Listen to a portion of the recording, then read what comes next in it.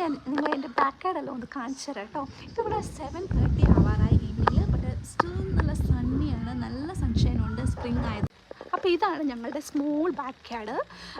അതിൽ ഇത്രയും ഒരു സ്പേസ് ഞാൻ തനിയെ ലാൻഡ്സ്കേപ്പ് ചെയ്തതാണ്. എന്താണെന്ന് ചോദിച്ചു കഴിഞ്ഞാൽ ഞങ്ങളുടെ ആൽഫ്രസ്കോ ഇങ്ങോട്ട് എക്സ്റ്റെൻഡ് ചെയ്യണമെന്ന് വിചാരിച്ചിട്ട് പിന്നീട് ഞങ്ങൾക്ക് അതിന് സൗകര്യം കിട്ടിയിട്ടില്ല. ഇവിടെ പിള്ളേരുടെ ടോയ്സൊക്കെ കിടപ്പുണ്ട് കേട്ടോ.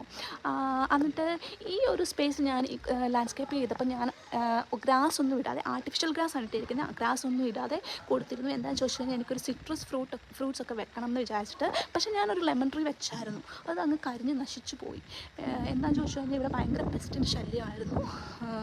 അപ്പോൾ റീസെൻ്റായിട്ട് ഞാനിവിടെ കുറച്ച് ഇത്രയും സോയിലൊക്കെ ഒന്ന് പ്രെപ്പ് ചെയ്തെടുത്തിട്ട് സീസോൾ, അതായത് ഒരു എക്കോ ഫ്രണ്ട്ലി ഒരു പെസ്റ്റിസൈഡാണ്, അതൊക്കെ ഒന്ന് സ്പ്രേ ചെയ്തെടുത്തിട്ട് ചെയ്തിരിക്കുകയാണ്. അപ്പോൾ എൻ്റെ ഒരു ഫ്രണ്ട് എൻ്റെ വീട്ടിൽ നിന്ന് എനിക്ക് കിട്ടിയ കുറച്ച് ഫ്ലവേഴ്സ് ഞാനിവിടെ വെച്ചു. അതെന്ത് ഫ്ലവറിൻ്റെ പേര് അവൾക്കും അറിയത്തില്ല.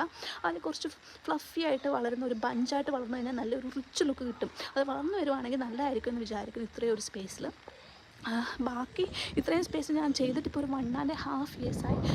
എനിക്കങ്ങനെ എക്സ്പീരിയൻസ് ഒന്നുമില്ല ലാൻഡ്സ്കേപ്പ് ചെയ്തപ്പോൾ ഞാൻ ഗൂഗിളൊക്കെ സെർച്ച് ചെയ്തിട്ട് ചെയ്തതാണ്. ലക്കിലി ഇവിടെ വലിയ നാശനഷ്ടങ്ങളൊന്നും ഇല്ല കേട്ടോ.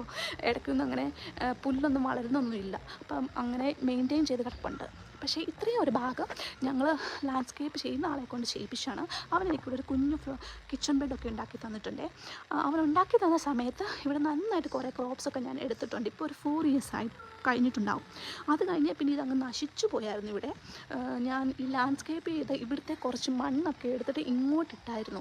അപ്പം അത് കാരണം ഇവിടെ പിന്നെ പെസ്റ്റിൻ്റെ ശല്യമായിരുന്നു. അപ്പം ഞാൻ റീസെൻ്റായിട്ട് എനിക്ക് സമയം കിട്ടിയപ്പം ഞാൻ ഇതെല്ലാം ഒന്ന് മെയിൻറ്റെയിൻ ചെയ്തെടുത്ത് പുതിയ ക്രോപ്സൊക്കെ വെച്ചിരിക്കുകയാണ്. കുറച്ച് സ്പ്രിങ് ഫ്രണ്ട്ലി ആയിട്ടുള്ള ക്രോപ്സാണ് വെച്ചിരിക്കുന്നത്, കാരണം ഇപ്പോൾ ഇവിടെ സ്പ്രിങ് ആണ്.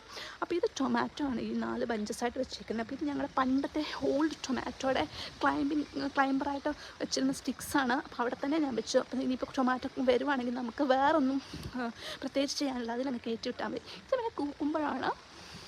ഇത് പിന്നെ ഒരു സ്പിനാച്ചിൻ്റെ ബഞ്ചുണ്ട്. പിന്നെ ഇവിടെ സിൽവർ ബീറ്റ് ഇങ്ങനെ വളർന്ന് കിടപ്പുണ്ട്. പിന്നെ ഞാൻ എൻ്റെ ലെമൺ ട്രീ ഒരു പുതിയത് മേടിച്ചിട്ട് ഇങ്ങോട്ടങ്ങ് വെച്ചു.